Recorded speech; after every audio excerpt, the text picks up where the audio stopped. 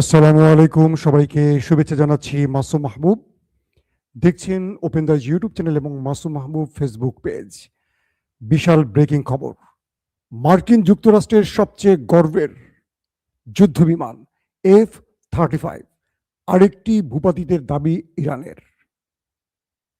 পাশাপাশি নেতা কাকুর বাড়িতে দেশে 10 ঘন্টায় 7 বার বড়সড় মিসাইল অ্যাটাক করল মুস্তফা কামিনীর বাহিনী। 3 নম্বর গুরুত্বপূর্ণ খবর, মার্কিন যুক্তরাষ্ট্রের সবচেয়ে বড় রণতরী আর্মফোর্স এবার লোহিত সাগর ছেড়ে পালালো গ্রিসের দিকে।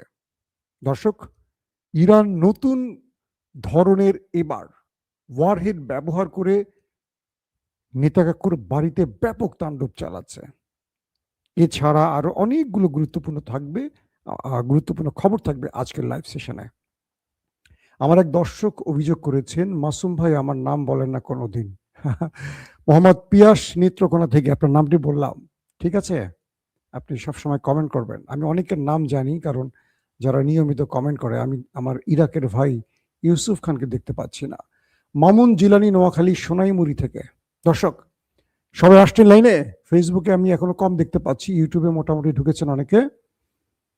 যে ঢাকা থেকে দেখছেন, অনেকে আফ্রিকা থেকে মামুন দেখছেন, সাউথ আফ্রিকা। মালয়েশিয়া থেকে মোহাম্মদ রাকিব মাহমুদ, চাঁদপুর থেকে দেখছেন, মালয়েশিয়া থেকে শামীম। মাসুদ ভাই ইসরায়েলের খবরটা দেন। জি, খবরটা দেয়া শুরু করি। এই লাইভটা ছোট করব 10-12 মিনিটের মধ্যে। ওকে, রাত 11টা থেকে 12টা আরেকটি লাইভে আসবো। চমৎকার কিছু তথ্য গুছিয়ে রেখেছে আপনাদের জন্য। এখন দিচ্ছি বিকেলের যে লাইভটা করেছি তারপরের। আজকে দিনে কিন্তু আমাদের দুটো লাইভ হয়ে গেছে, একটা 11টায়, একটা সন্ধ্যা, একটা বিকেল 3:30টায়। অবশ্যই দেখবেন। তারপরের আপডেট দিচ্ছি আজকের লাইভে। প্রথম যে খবরটি দিয়ে শুরু করতে চাচ্ছি সেটি হলো, তেল আবিব তামাতামা হয়ে যাচ্ছে। নেতা কাকুর বিভিন্ন টার্গেটে তেহরান একের পর এক মিসাইল অ্যাটাক করছে। তেহরান দাবি করছে তারা টাইপ 4 মিসাইল এবার শত্রুর বিরুদ্ধে ব্যবহার শুরু করে দিয়েছে। এতদিন তারা বলেছে তারা যে অ্যাটাকগুলো করেছিল মিসাইল দিয়ে, এগুলো ছিল 1 যুগ আগের তৈরি মিসাইল। মাঝে মাঝে তারা কিছু নতুন আদলে মেরেছে, বাট প্রতিরক্ষা ব্যবস্থাকে দুর্বল করার জন্য তারা সেই কাজটি করেছিল। এখন যে মানে ইরানের পক্ষ থেকে যে দাবিটি করা হচ্ছে সেটি হলো, তারা এখন ব্যবহার করছে টাইপ 4 এবং নতুন ভেরিয়েন্টের, নতুন ধরনের তারা ওয়ারহেড ব্যবহার করছে এখনকার মিসাইলগুলোতে। তাতে করে সেই দেশটির ভেতরে ক্ষতির পরিমাণ অনেক বাড়ছে। ওই দেশটির গণমাধ্যম বলছে ওদের মিসাইলগুলো এখন অ্যারো 2, অ্যারো 3, ডেভিড স্লিং, কি বলে, প্যাট্রিয়ট, থার্ড, আয়রন ডোম খুব একটা ইন্টারসেপ্ট করতে পারছে না।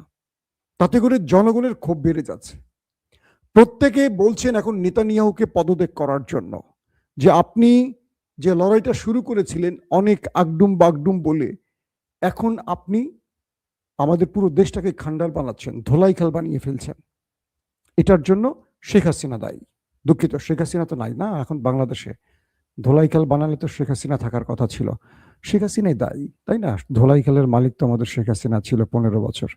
তার জন্য অবশ্যই দোয়া করবেন, তিনি যেন সুস্থ থাকেন এবং বাংলাদেশে ফিরে আসেন এবং জেলখানায় চলে যান। দর্শক, তো এখন যে এই বিষয়টি তৈরি হচ্ছে, যে ইরান এই মুহূর্তে যে নতুন মিসাইলগুলো ব্যবহার করছে, এই মিসাইলগুলো ইন্টারসেপ্ট করতে পারছে না তাদের প্রতিরক্ষা ব্যবস্থা। তাদের জনগণ বলছে, তুমি এতদিন বলছো পৃথিবীর সেরা প্রতিরক্ষা ব্যবস্থা তোমার কাছে আছে, তুমি তোমার জনগণকে বলছো একটা পাখি তো দূরের কথা, একটা তেলাপোকা, একটা পিঁপড়া ঢুকতে পারবে না তোমার দেশের ভেতরে, শত্রুর আক্রমণ তো নাই। এখন তোমার সেনাঘাঁটি কোথায়? মোসাদ হেডকোয়ার্টার কোথায়? সিনবাদ হেডকোয়ার্টার কোথায়? তোমার নিবত্তম কোথায়? F-35 এর মূল আস্তানা কোথায়? তোমার ডিমোনা কোথায়? সব ধ্বংস হচ্ছে কেন? নেতানিয়াহু অবাক, কারণ মার্কিন এবং ইসরায়েলি যে প্রতিরক্ষা ব্যবস্থা, এগুলো পৃথিবীর সেরা, নির্দ্বিধায় বলা যায়। তাহলে কি ইরানের মিসাইল তার চেয়েও সেরা? এই প্রশ্নটি উঠে আসছে এখন সবার মনের মধ্যে, কারণ ইরান সবকিছুকে ফাঁকি দিয়ে দেখেন একটা ইসরায়েলকে বাঁচাতে কতগুলো দেশ কাজ করছে। ১ সৌদি আরব, ২ আরব আমিরাত, ৩ জর্দান, ৪ ইসরায়েলের ভিতরে arrow 2, arrow 3, David sling, iron dome, Patriot, third. আর এই আরব দেশগুলোতে বসে আছে সেই আরবের প্রতিরক্ষা শুধু নয়, আরবের মধ্যে বসে আছে মার্কিন প্রতিরক্ষা ব্যবস্থা, রাডার সিস্টেম। সবগুলোকে ফাঁকি দিয়ে ইরান শত্রুর কলিজায় আঘাত করছে। এখন নেতানিয়াহু হাসপাস শুরু করে দিয়েছেন, কি করবেন আসলে? নেতানিয়াহু তো খুব ভালো মানুষ, তিনি এখন বিশ্ব দরবারে বিচার দিচ্ছেন, আমার সিভিলিয়ানদের ইরানে মারছে, আমার সিভিলিয়ান, আমার শিশু নারীদের টার্গেট করছে, তাদের উপর হামলা করছে, ইরানের বিরুদ্ধে অভিযোগ করছেন। তিনি গাজার কথা বলছেন না, যে গাজায় কত হাজার শিশু মারা গেছে। এই পরিস্থিতিতে ইরানের নতুন মিসাইলগুলো নিয়ে পরীক্ষা নিরীক্ষা শুরু করে দিয়েছে আমেরিকা এবং ইসরায়েল, যে কি ধরনের ওয়ারহেড ব্যবহার করছে। আবার মাঝে মাঝে ইরান ক্লাস্টার ওয়ারহেড ব্যবহার করছে, একটা মিসাইলে 50 থেকে 100টি। এতগুলো মিসাইল, মানে এতগুলো ওয়ারহেডকে কোনো ইন্টারসেপ্ট করতে পারে না, যে কারণে বারবার তারা ধরা খাচ্ছে। এজন্য এখন আমেরিকা বা ডোনাল্ড ট্রাম্প 5 দিনের বলছে যে আমরা আর হামলা করব না। পাশাপাশি কয়েকটি রাষ্ট্রের মাধ্যমে যুদ্ধবিরতিরও চিন্তা করছে, কিন্তু ডোনাল্ড ট্রাম্পকে ইরান যে শর্ত দিয়েছে, এই শর্ত মানলে ডোনাল্ড ট্রাম্পের আর কিচ্ছু বাকি থাকে না, তার বিদায় নিয়ে চলে যেতে হবে ইমপিচমেন্টের মাধ্যমে। নাম্বার 2, যেটি বলছিলাম যে তেল আবিবকে তামাতামা করে ফেলছে, ধোলাই খেল বানিয়ে ফেলছে খামেনি বাহিনী।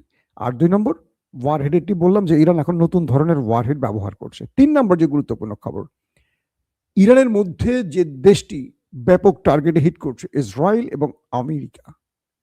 মজার বিষয় কি জানেন, ইরান এখন তারা ভালোভাবে ইন্টারসেপ্ট করা শুরু করে দিয়েছে।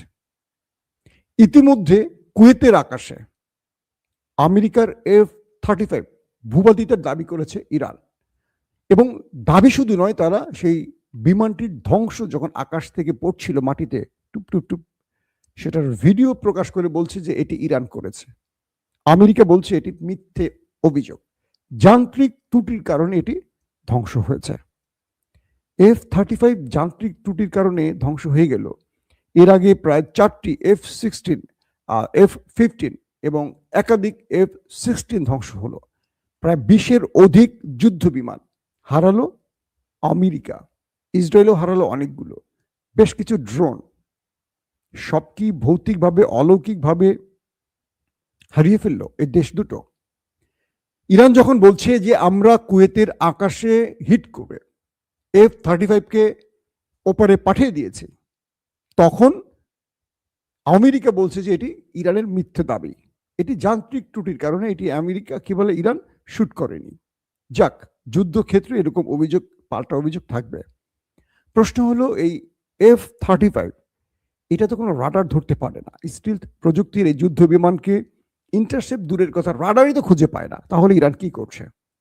তখনই কিছু কিছু গণমাধ্যম বলছে ইরানের কাছে রাশিয়ান আকাশ প্রতিরক্ষা সিস্টেম S-400 পৌঁছে গেছে বা এটা অ্যাক্টিভ হয়ে গেছে। তাহলে এটা অপারেট করছে কারা? কিছু কিছু মাধ্যম বলছে যে রাশিয়া এটা অপারেট শুরু করে দিয়েছে ইরানের ভূমিতে বসে।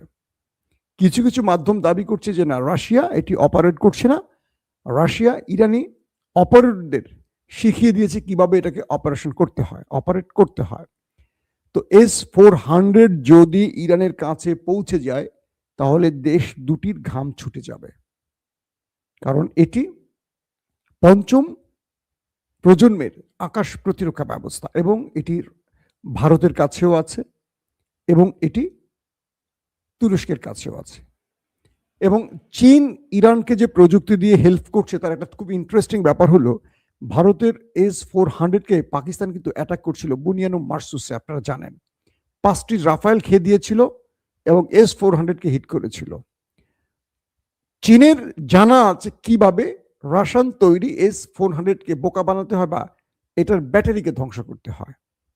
তো চীন যেহেতু জানে, তাই পাকিস্তানকে সেই ইলেকট্রনিক্স ওয়ারফেয়ারের মাধ্যমে বা 17 বাট্টে কি বলে 17 থান্ডার, আর হলো আরেকটি কি ভেরিয়েন্ট ছিল তাদের, পাকিস্তান ব্যবহার করছিল জে-10C, এই দুটো দিয়ে হিট করেছিল। তো এবার বলা হচ্ছে যে ইরান রাশিয়ার S-400 ব্যবহার করছে, যে কারণে আকাশে সফলভাবে আমেরিকা এবং ইসরায়েল অ্যাটাক করতে পারছে না ইরানের বিরুদ্ধে, এবং কুয়েতের আকাশে লুটিয়ে পড়েছে একটি। 4 নম্বর ব্রেকিং খবর, প্রায় 10 ঘন্টার মধ্যে 7 দফা নেতাকাকুর বাড়িতে ইরান হিট করেছে। যেটা শুরুতে বলছিলাম, এটা হলো সংযুক্ত খবর। এই 10 ঘন্টার মধ্যে দেশটির জনগণ বাংকারে বসেছিল, খাওয়া দাওয়া, স্নান, টয়লেট সব এক জায়গায়, তাদের বাড়িতে ওঠার সুযোগ দেয়নি। 10 ঘন্টা 7 দফা, মানে সাইরেন বাজছে, হিট হয়েছে, সাইরেন বন্ধ, জনগণ পোটলা পাটলা গুছাইছে, তারা আসবে, রাস্তায় এসে বাড়ির উদ্দেশ্যে পা বাড়াচ্ছে, আবার সাইরেন বাজছে, আবার বাংকারে গিয়া ইয়ানফসি শুরু করছে, আবার সাইরেন থেমে গেছে, আবার সাইরেন বাজছে। এভাবে করে 10 ঘন্টার মধ্যে 10 দফা দেশটির ভেতরে নেতাকাকুর বাড়িতে ব্যাপক হিট করেছে তেহরান। এবং 7 দফা হিটে পুরো দেশটির ভেতরে যে ফুটেজ দেখলাম, ভয়াবহ অবস্থা, আগুন জ্বলছে আর আকাশ কালো হয়ে গেছে ধোঁয়ার কুণ্ডলিতে। অর্থাৎ তাদেরকে আর নিস্তার দিচ্ছে না, ঘুমোতে দিচ্ছে না কোনো রকম। আরেকটি ঘটনা এসছে যে ইরান এই মুহূর্তে MARV প্রযুক্তি ব্যবহার করছে। এই সিস্টেমটির মাধ্যমে নতুন করে শত্রুদের চমক দিচ্ছে। এটা নিয়ে আমি ডিটেল আপনাদের রাতের খবরে বলবো। তো এখন যেটি হলো, এই MRV সিস্টেমটির কারণে শত্রু ইরানের বিরুদ্ধে আকাশটাকে সফলভাবে আর ব্যবহার করতে পারছে না, এবং ইরান যুদ্ধের এই পর্যায়ে এসে যে ধারাবাহিক কৃতিত্ব দেখাচ্ছে, সাফল্য দেখাচ্ছে, ততটুকু পিছিয়ে যাচ্ছে দেশ দুটো, মানে ওই দেশ দুটো, আমার চাচ্চু আর কাক্কু, বুঝছেন তো, নেতা কাক্কু আর ড্রাম চাচ্চু। এখন ইরান বলছে যে আমরা সামনের দিনগুলোতে আরো নতুন ধরনের মিসাইল ব্যবহার করব। ইরান আজকে দাবি করেছে সরাসরি, এখন থেকে নতুন ভেরিয়েন্টের মিসাইল দেখবে আমাদের শত্রুরা, এবং যত দিন যাবে তাদের জন্য আমাদের আরো সারপ্রাইজ ওয়েট করছে। একটার পর একটা সারপ্রাইজ আমরা দিতে থাকব। পাশাপাশি লোহিত সাগর থেকে পালিয়ে গেল ড্রাম চাচ্চুর জেরাল্ড আর ফোর্ড, সেই পৃথিবীর সবচেয়ে বড় রণতরীটি। আপনারা জানেন এই রণতরীতে আগুন ধরে যায় ইরানের হিটে, যদিও তারা বলছে যে যান্ত্রিক ত্রুটির কারণে 30 ঘন্টা আগুন জ্বলে, এবং এটার মধ্যে 650 টয়লেট আছে, 5000 যোদ্ধা এইটার মধ্যে থাকেন। বলা হচ্ছে আগুন ধরার কারণে টয়লেটগুলো সব ক্ষতিগ্রস্ত হওয়ায় ভেতর থেকে সব মলমূত্র বেরিয়ে আসে, এবং এটার ভেতরে যারা ছিলেন মার্কিন সেই স্পেশাল কমান্ডো, তারা দুর্গন্ধে সেখানে অসুস্থ হয়ে পড়েন। প্রচন্ড অসুস্থতার কারণে এটি পেন্টাগনকে তারা জানান। এরপর তাদের সেনাদের নিরাপত্তা, শারীরিক সুস্থতার জন্য দ্রুত সেটিকে গ্রিসে পাঠানো হয়, সেখান থেকে এটি পরবর্তী নির্দেশনা অনুযায়ী মুভ করবে। তার মানে ইরান হরমুজ দখলে রেখেছে, লোহিত সাগর থেকে খেদিয়ে জেরাল্ড আর ফোর্ডকে গ্রিসে পাঠিয়েছে। এখন কি করবে আমার চাচ্চু আর কাক্কু? তাদের জন্য আসলে আমাদের এখন মুনাজাত করতে হবে, আর কিছু করার নেই। ইরান আবারও প্রকাশ করেছে তাদের গোপন তথ্য। সেটা কি? তারা বলছে নতুন মিসাইলের জন্য নতুন চমক, ওয়েট করো নেতা কাক্কু। আর ড্রামকে বলছে তুমি যদি যুদ্ধবিরতি চাওই, মনে মনে না, প্রকাশ্যে আসো, এসে আমাদের যে শর্তগুলো দিয়েছি সেই শর্তগুলো মানো, তারপর আমরা চিন্তা করব। তবে শিগগিরই ইরান হরমুজ প্রণালীতে ট্যাক্স বা টোল আদায় শুরু করবে। এটা আরেকটা নতুন চমক হবে আমাদের জন্য। দর্শক, বিদায় নিচ্ছি। রাত 11টা থেকে 12টা ইনশাআল্লাহ আরেকবার আপনাদেরকে ব্রেকিং খবর দেওয়ার চেষ্টা করব। আর যারা আজকে দিনের প্রথম দুটো সকাল 11টা আর বিকেল 3:30টা দুটো লাইভ আছে, সেখানে যথেষ্ট আপডেট খবরগুলো আছে, আপনারা আরেকবার দেখে নিতে পারেন। আমি যাদের খবর এখন নামগুলো বলিনি, দুঃখ নেবেন না মাসুম ভাই, আমার বাড়ি ঝিনাইদহ। আপনার বাড়ি কোথায়? আমার বাড়ি কোথায় বলবো না। তাহলে স্পেশাল একটা ডিস্ট্রিক্টের প্রতি আপনাদের আমার ভালোবাসা প্রকাশ হয়ে যাবে। আমার পুরো বাংলাদেশি বাড়ি ভাই। ওকে, আল্লাহ হাফেজ।